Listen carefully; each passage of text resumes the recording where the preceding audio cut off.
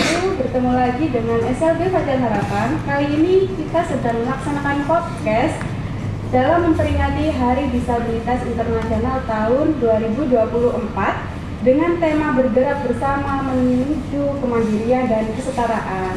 Nah, saya Rifki Anissa bersama dengan narasumber-narasumber yang luar biasa kali ini akan berbincang-bincang seru nih. Baik, untuk narasumber yang pertama yaitu Ibu Titik Budi Rahayu SPD sebagai perwakilan dari guru SLB Fajar Harapan. Selamat siang Ibu. Ya. Untuk narasumber yang kedua yaitu Ibu Tutut Putri Jayanti sebagai perwakilan dari wali murid SLB Fajar Harapan. Selamat siang Ibu. Selamat siang. Ya, lalu narasumber yang selanjutnya ada Dela. Hai Dela. Ya. Dan ada juga satu murid kita lagi yaitu Vidya. Ya, baik. Langsung saja untuk podcast pada siang hari ini memperingati Hari Disabilitas Internasional nih. Beberapa pertanyaan untuk Ibu Titik dan Ibu Tutut ya. Dalam rangka memperingati Hari Disabilitas Internasional, apa saja yang Ibu ketahui tentang HDI ini? Dari Ibu Titik dulu. HDI itu seperti apa? Baik, kalau menurut saya sih HDI itu adalah peringatan Hari Disabilitas Internasional dan kegiatan HDI ini dilaksanakan setiap tahun di tanggal 3 di bulan Desember. Dan banyak sekali kegiatannya di HDI ini.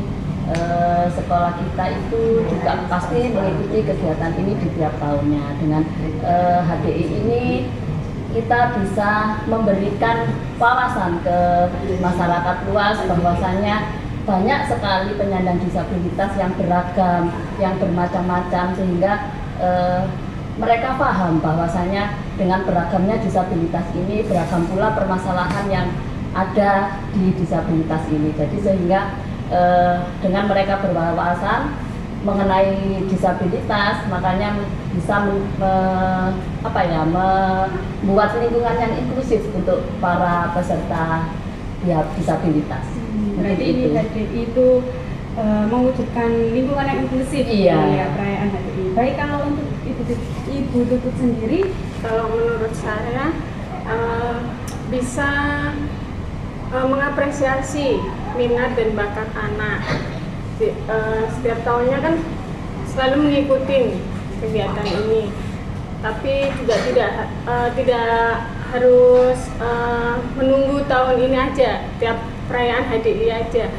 Di luar sana juga ada, seringkali mengikuti juga. Kalau menurut saya itu berarti untuk peserta didiknya itu turut aktif Iya. dalam kegiatan HDI ini gitu ya, bisa bertemu dengan teman-teman juga.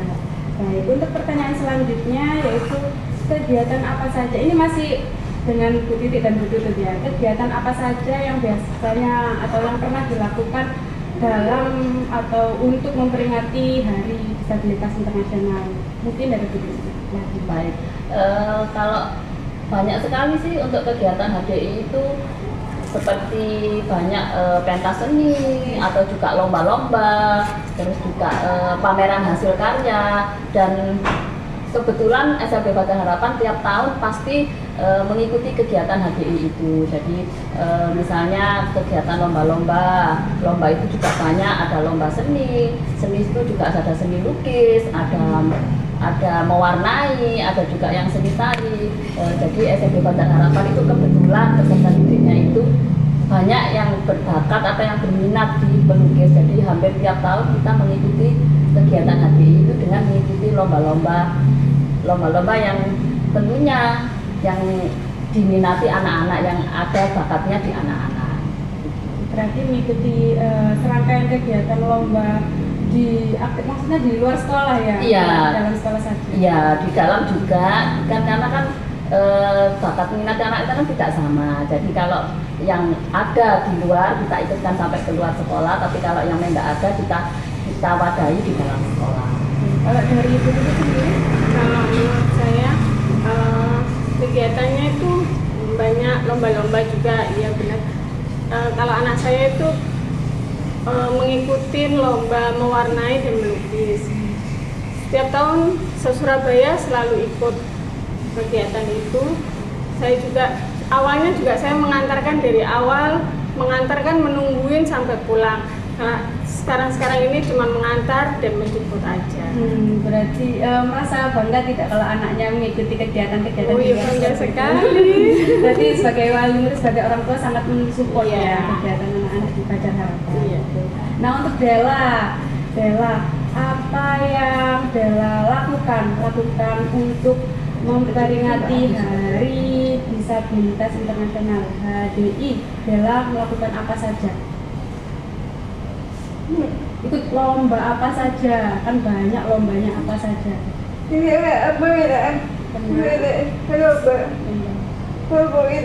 Mewarnai, oke. Body painting, oke. Make up, menari. Senang. Senang. Oke. Kalau Vidya memperingati Hari Disabilitas, apa saja yang Vidya pernah ikuti? Lomba. Lomba. Gambar, oke. Seneng ya? Senang. Di dalam kelas atau di luar sekolah? Oh Luar. ya, di luar sekolah. Di mana? Kalau lomba di mana biasanya? Oh di sekolah. Iya, di sekolah iya, di luar juga iya. Oke, bertemu teman-teman yang baru. Ya, oke.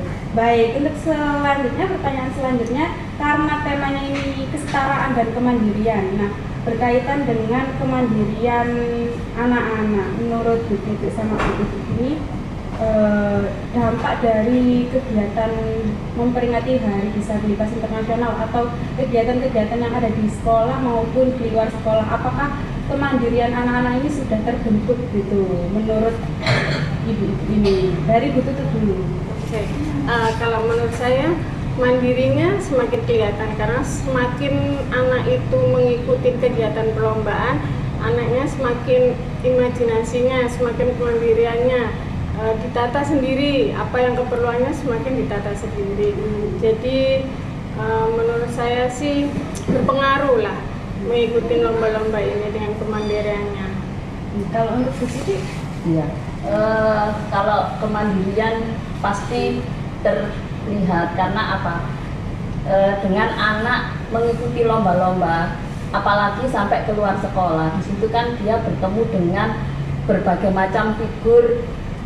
Meskipun sama-sama penyandang disabilitas, tapi kan beragam. Ada yang dari ketunaannya kan beragam-ragam. Jadi kan mereka bisa mengenal, saling mengenal. Jadi mereka secara tidak langsung berkomunikasi, belajar. Di situ kan mereka akhirnya jadi percaya diri. Jadi, otomatis kalau dia lebih percaya diri kan mungkin dia berpikirnya lebih meningkat lagi. Jadi dia lebih bisa untuk lebih mandiri karena mereka mengikuti lomba-lomba itu kan.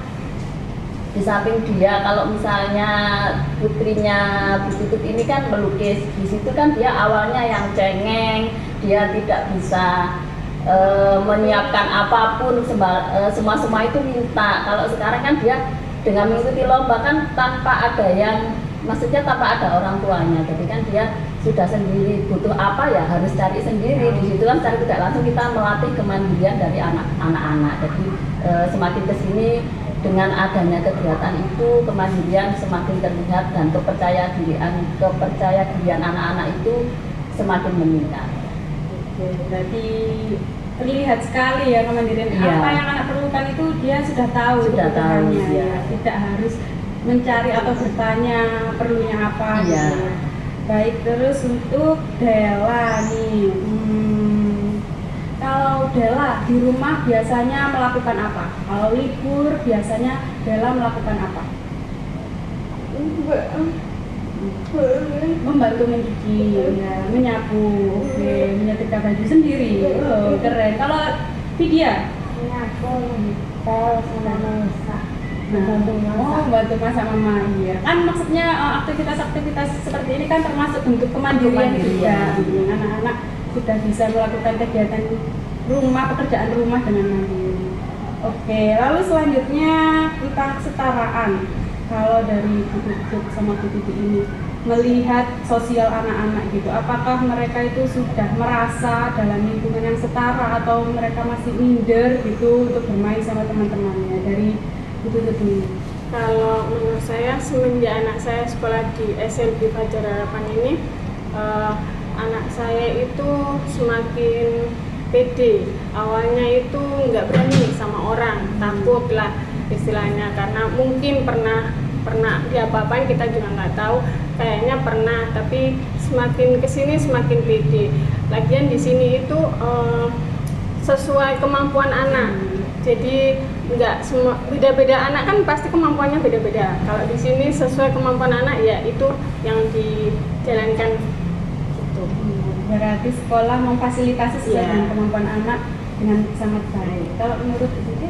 Iya, sesuai dengan keterangannya dari Bu Tutut, ya memang dari pihak sekolah itu memfasilitasi sesuai dengan kebutuhan, sesuai dengan karakteristik anak-anak masing-masing. Jadi pasti mereka berkembang, pasti mereka bisa bersosialisasi, meskipun awalnya ya memang butuh waktu yang lebih gitu kan untuk mereka bersosialisasi.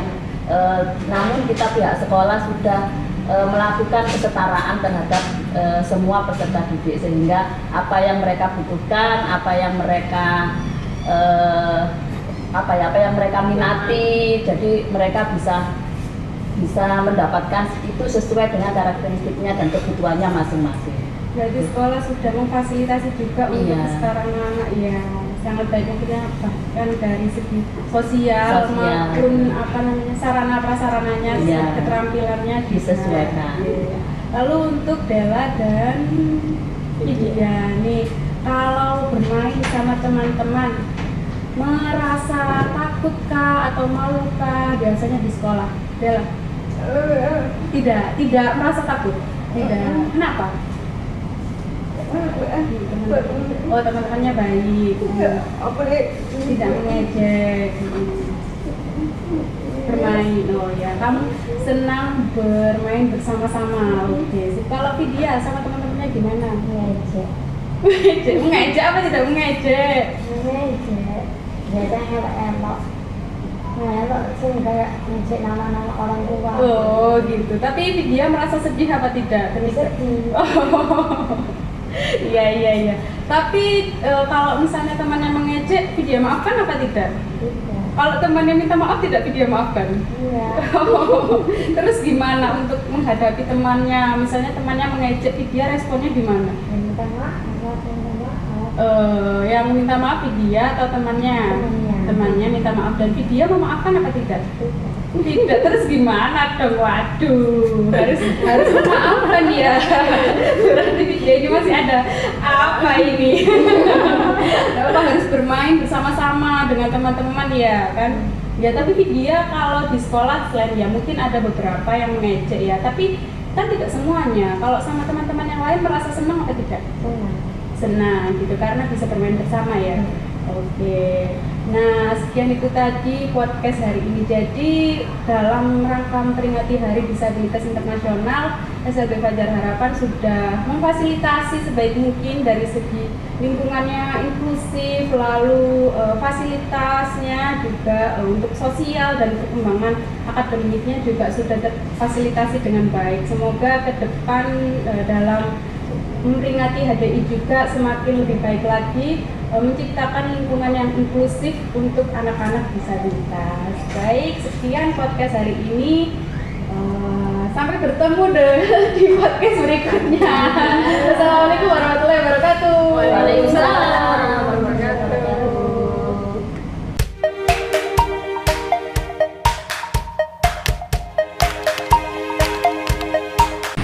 Oke, SLB Fajar Harapan sudah mengupayakan yang terbaik untuk inklusivitas peserta didik. Nah, kalau dari narasumber kita yang sekarang ini, harapannya apa dalam upaya memperingati Hari Disabilitas ini? Kira-kira apa harapannya dari Bu Titi dulu?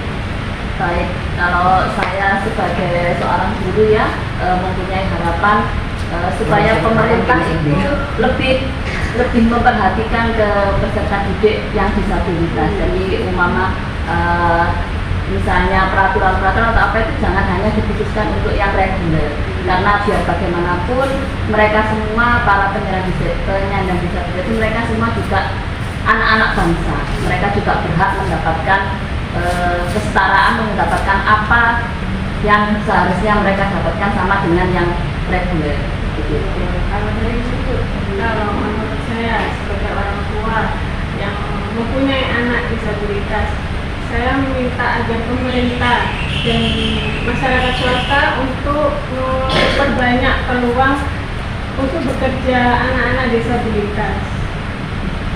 Hampir mirip ya, agar pemerintah dan sosial di luar masyarakat itu berharap betul sudah ada aturan yang berlaku, cuman untuk realitanya itu masih banyak anak-anak kita yang Jadi akhirnya terjadi kesenjangan. Iya. Betul. Kalau dari Bella, harapannya apa memperingati hari ini apa?